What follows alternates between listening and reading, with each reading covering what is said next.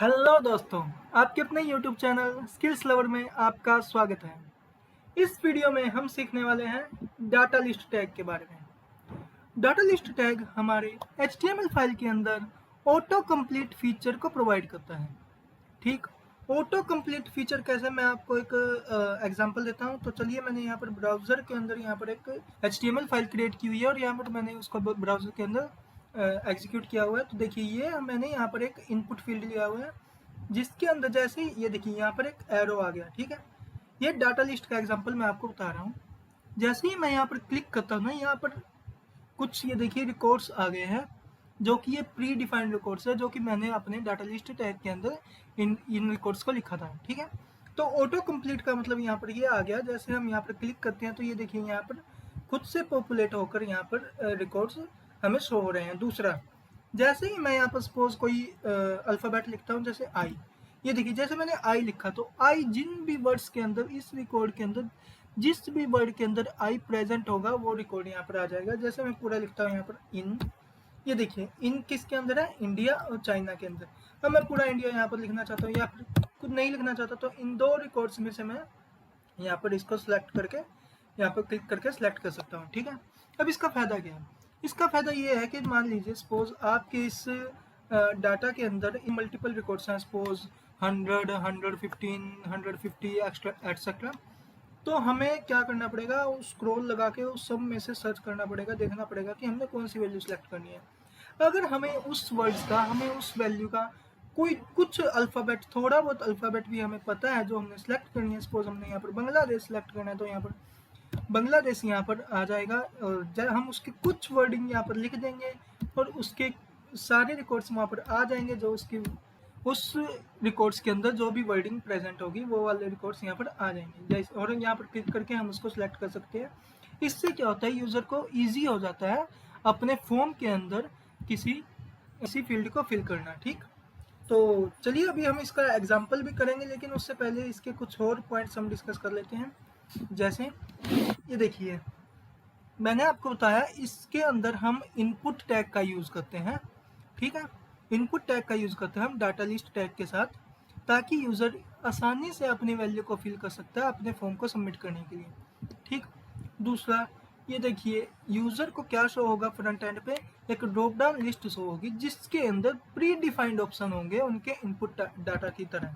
ये देखिए यहाँ पर एक ये ड्रॉप डाउन ही तो है, ये यहाँ पर ये ड्रॉप डाउन ही तो है, और यहाँ पर प्री डिफाइंड रिकॉर्ड्स, यहाँ पर हम प्री डिफाइंड ऑप्शंस यहाँ पर हम शो करवा रहे हैं, जिससे कि यूज़र आसानी से यहाँ पर क्लिक करके या फिर कुछ भी सर्च करके यहाँ पर वो सिलेक्ट कर सकता है।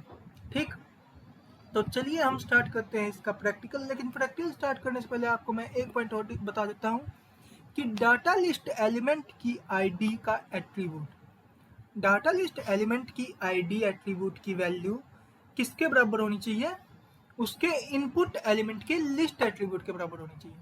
ये आपको अभी शायद नहीं समझ आया होगा, लेकिन अभी हम इसका एग्जाम्पल प्रैक्टिकल करते हैं तो आपको अच्छे से समझ आ जाएगा कि मैं क्या कहना चाह रहा हूँ।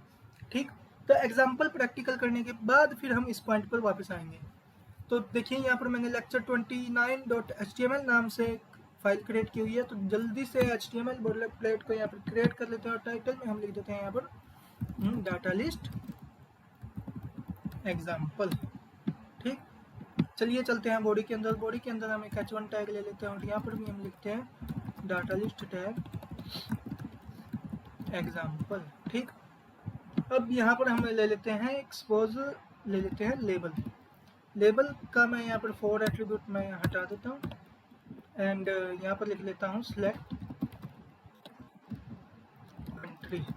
ठीक, अब चलते हैं बाहर एंड यहाँ पर मैं ले लेता हूँ एक डेटा लिस्ट, डेटा लिस्ट। ठीक, यहाँ पर देखिए डेटा लिस्ट का टैग आ गया है और डेटा लिस्ट जो है वो अकेला नहीं लगेगा, इसके अंदर हमें लगाने पड़ेंगे ऑप्शन टैग। ठीक, डाटा लिस्ट का सब टैग क्या होता है, ऑप्शन टैग। यहाँ पर ऑप्शन टैग हम लगा देते हैं। यहाँ पर वैल्यू में हम लिखते हैं इंडिया और यहाँ पर भी हम लिख देते हैं इंडिया। ठीक, अब मैं यहाँ पर ये दोबारा ऑप्शन टैग ना लिखने के बजाय यहाँ पर alt shift plus down arrow की प्रेस करूँगा और हमारी लाइन जो है कॉपी हो जाएगी। ठीक, अब यहाँ पर लिख देता हूँ मैं सपोज पाकिस्तान सेम हियर। ठीक, यहाँ पर लिख देता हूँ मैं सपोज बांग्लादेश। इसको मैं यहाँ पर कॉपी करके यहाँ पेस्ट कर देता हूँ एंड यहाँ लिख देता हूँ मैं चाइना एंड चाइना। चलिए एक और ऑप्शन ले लेते हैं यहाँ पर, control shift down arrow key, sorry alt shift down arrow key, and यहाँ पर मैं लिख देता हूँ सपोज जापान। ठीक, तो देखिए यहाँ पर हमने एक क्या किया, हमने एक लेबल ले लिया जिसमें हमने कहा सिलेक्ट कंट्री। ठीक, तो फिर हमने ले लिया एक डाटा लिस्ट टैग, और डाटा लिस्ट टैग के अंदर हमने ले लिया ऑप्शन टैग। ठीक, ऑप्शन टैग हमने पढ़ा था सिलेक्ट टैग के साथ। अगर आपने वो वीडियो नहीं देखी है तो प्लीज़ जाकर वो वीडियो देख लीजिए, आपको इसी प्लेलिस्ट के अंदर वो मिल जाएगी। ठीक, तो चलिए गो लाइव पर क्लिक करके हम चलते हैं। ये देखिए हमारा प्रोजेक्ट तो यहाँ पर चल गया, HTML फाइल तो यहाँ पर रन हो गई, लेकिन यहाँ पर सिर्फ लेबल आया, हमारा डाटा लिस्ट टैग यहाँ पर नहीं आया। तो याद कीजिए मैंने आपको पॉइंट बताया था एक PPT के अंदर कि हमें डाटा लिस्ट टैग यूज़ करते हैं हम किसके साथ, इनपुट टैग के साथ। तो यहाँ पर मैं लगा लेता हूँ एक इनपुट टैग, और इनपुट टैग का यहाँ पर हम जो ये टाइप एट्रीब्यूट है इसको हम यहाँ पर यूज़ नहीं करेंगे, इसकी जगह हम क्या यूज़ करेंगे। ठीक, इसकी जगह हम यूज़ करेंगे एक लिस्ट एट्रीब्यूट। अब लिस्ट एट्रीब्यूट के अंदर क्या करना है हमने, सॉरी इनपुट टैग के अंदर क्या करना है हमने, इस डाटा लिस्ट को अपेंड करना है, इस डाटा लिस्ट को इसके अंदर हमने यहाँ पर इनपुट टैग के अंदर अपेंड करना है। ठीक, इसके लिए हमें क्या करना पड़ेगा, यहाँ पे सबसे पहले हम एक डाटा लिस्ट की हम ID क्रिएट कर लेंगे।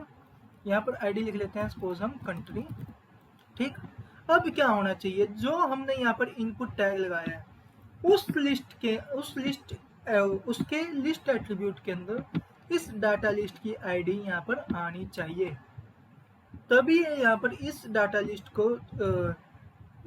लिस्ट को रीड करेगा और यहाँ पर अपेंड करेगा। ठीक, मतलब इनपुट टैग का जो लिस्ट एट्रीब्यूट है उसकी वैल्यू क्या होगी, जो डाटा लिस्ट हमने अपेंड करवाना है उस इनपुट टैग के अगेंस्ट उसकी ID उसके लिस्ट एट्रीब्यूट के अंदर यहाँ पर आएगी।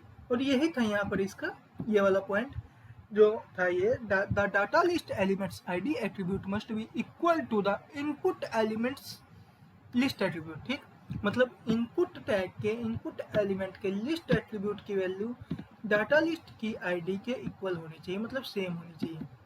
ठीक, तो चलिए अब देखते हैं ब्राउजर के अंदर तो क्या इफेक्ट पड़े। ये देखिए यहाँ पर हमारा डाटा लिस्ट टैग, हमारा इनपुट एलिमेंट यहाँ पर आ चुका है, इनपुट फील्ड यहाँ पर आ चुका है। देखते हैं इसके अंदर भी डाटा लिस्ट टैग के अंदर जो हमने ऑप्शंस डिफाइन किए थे वो यहाँ पर शो होते हैं या नहीं। ये देखिए सबसे पहले तो यहाँ पर हम कर्सर लेके जाते हैं तो ये देखिए एक एरो यहाँ पर आ रहा है। ठीक, और जैसे ही हम इसके अंदर क्लिक करते हैं ये देखिए यहाँ पर वो ऑप्शन आ गए जो हमने उनके डाटा लिस्ट टैग के अंदर यहाँ पे हमने डिफाइन किए थे। ठीक, अब वही हम सेम करते हैं जो मैंने आपको एग्जांपल में बताया था। इंडिया लिखता हूँ यहाँ पर, ये देखिए यहाँ पर लिखा है, चाहे आप यहाँ से चाइना सेलेक्ट कर लीजिए या फिर यहाँ से आप इंडिया सेलेक्ट कर लीजिए। ठीक, ये देखिए फिर आप यहाँ से बैक स्पेस करेंगे तो सारा यहाँ पर ब्लैंक हो जाएगा। फिर या तो आप इसमें कुछ लिखिए या फिर आप फिर इस पर क्लिक करें।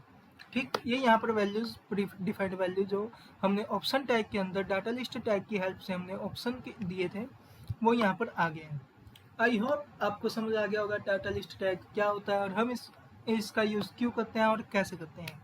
ठीक, अगर आपको समझ आ गया है कि डाटा लिस्ट टैग क्या होता है और आपको वीडियो पसंद आई है तो प्लीज़ वीडियो को लाइक कर दें और अपने फ्रेंड सर्कल में भी ज़रूर शेयर कर देना। और अगर आप अगर चैनल पे नए हैं तो प्लीज़ चैनल को सब्सक्राइब कर लें और बेल आइकन को प्रेस करना ना भूलें ताकि मेरे आने वाली वीडियोज़ की नोटिफिकेशन आपको मिलती रहे। इस वीडियो में इतना ही, मिलते हैं अगली वीडियो में, तब तक के लिए नमस्कार।